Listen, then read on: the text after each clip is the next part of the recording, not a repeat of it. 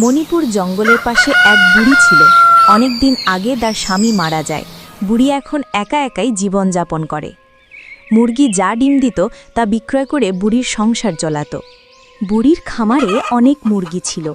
প্রতিদিন দুষ্টু শিয়াল এসে বুড়ির একটা করে মুরগি খেয়ে যায়, কিন্তু বুড়ি শিয়ালকে ধরতে পারে না। দুষ্টু শিয়াল বুড়ি যখন বাড়িতে থাকে না, তখন শিয়াল এসে বুড়ির মুরগি খায়। বুড়ির বাড়ির খামারের মুরগিগুলা যে এত স্বাদ তা কেবলই শুধু আমি জানি। হা হা হা, আজকেও যাব আমি বুড়ির বাড়ি মুরগি চুরি করতে। এই তো সুযোগ, বুড়ি মনে হয় বাড়িতে নাই। বুড়ির মুরগিগুলাও অনেক বড় হয়ে গেছে। বুড়ি মুরগিগুলা খেয়ে বুড়িকে একটু আগলা করে দিতে হবে। ভরিয়ে তো মুরগি দিয়ে কি করবে, বুড়ি শুধু আমার পেট ভরাবে। হা হা, যাই, বেশি কথা না বাড়িয়ে বুড়ির মুরগি ধরে নিয়ে যাই।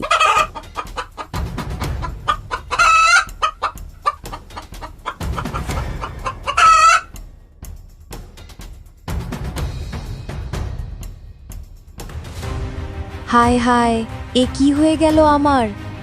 আজকেও দুষ্টু শিয়াল এসে আমার মুরগি নিয়ে গেছে। দুষ্টু শিয়াল, তোকে যদি একবার ধরতে পারি, আচ্ছা মতো পিটুনি দিয়ে দিব। তোকে তো আমি একবার ধরবই। দুষ্টু শিয়াল, আমি যখন বাসায় থাকি না, তখন এসে আমার খামারের মুরগি ধরে নিয়ে যায়। এভাবে দুষ্টু শিয়াল প্রতিদিন বুড়ির মুরগি খেতে থাকে, কিন্তু অসহায় বুড়ি শিয়ালকে ধরতে পারে না।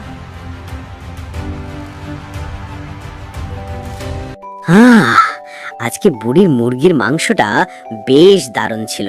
মুরগিটা খেয়ে পেট ভরল। জঙ্গলের বাঘ মামুকে দেখলাম শুকিয়ে যাচ্ছে না খেয়ে। ওই বাঘ বেটা তো জানে না আমি কোথা থেকে শিকার করি। কিরে শেয়াল, তুই দেখি দিন দিন মোটা হচ্ছিস। কি খেয়ে মোটা হচ্ছিস? জঙ্গলে রাস্তার পাশে এক বুড়ির মুরগির খামার থেকে। কিন্তু বাঘমশাই, আপনি বুড়ির বাড়িতে যাবেন না, কারণ বুড়ি অনেক চালাক হয়েছে। এখন বুড়ি তার উঠানে লাঠি নিয়ে বসে থাকে। এত কিছু বুঝি না।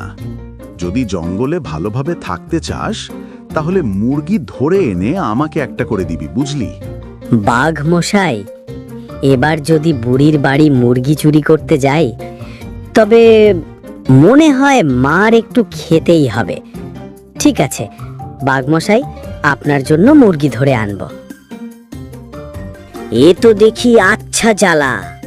আমি বাঘের জন্য বুড়ির বাড়ি থেকে মুরগি চুরি করে এনে বাঘকে দিব কেন? আমি কষ্ট করে বুড়ির বাড়ি থেকে মুরগি চুরি করে খাই। একবার যদি বুড়ি আমাকে ধরতে পারে, তাহলে বুড়ি আমাকে আস্ত রাখবে না। তাহলে আমি কেন বাঘের জন্য প্রাণের ঝুঁকি নিয়ে বুড়ির বাড়িতে যাব? বুড়ির বাড়িতে যে কয়েকটা মুরগি আছে, সবগুলো একসাথে নিয়ে অন্য এক জঙ্গলে চলে যাব। তারপর বাঘমশাই আমাকে খুঁজে পাবে না।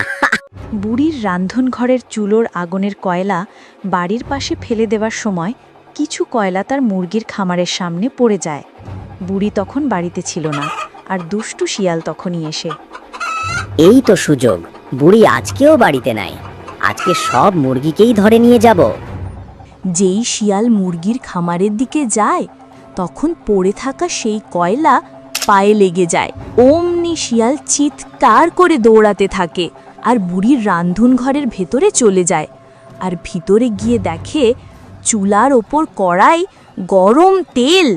ওরে বাবা, জ্বলি গেল আমার পা। আমার পা জ্বলি গেল। আমি এখন পানি কোথায় পাই? বুড়ি মনে হয় কড়াইটার মধ্যে জল রেখেছে। দেখি জলের ভেতর পা ডুবিয়ে দিই, তাহলে পা ঠান্ডা হয়ে যাবে আর আমার পা ভালো হয়ে যাবে। ওরে বাবা, এ আমার কি সর্বনাশ হয়ে গেল! আমি এখন কিভাবে হাঁটবো? হায়, আমি কি করে ফেললাম? আমার পা কড়াইবে গেল। জঙ্গলের সব পশু আমাকে যদি এই অবস্থায় দেখে, তাহলে ওরা হাসাহাসি করবে, আমাকে নিয়ে ঠাট্টা করবে। তাই আমি এই জঙ্গলে আর থাকবো না। এই বলে শিয়াল পা ন্যাংড়াতে ন্যাংড়াতে ঘর থেকে বের হয়ে গেল।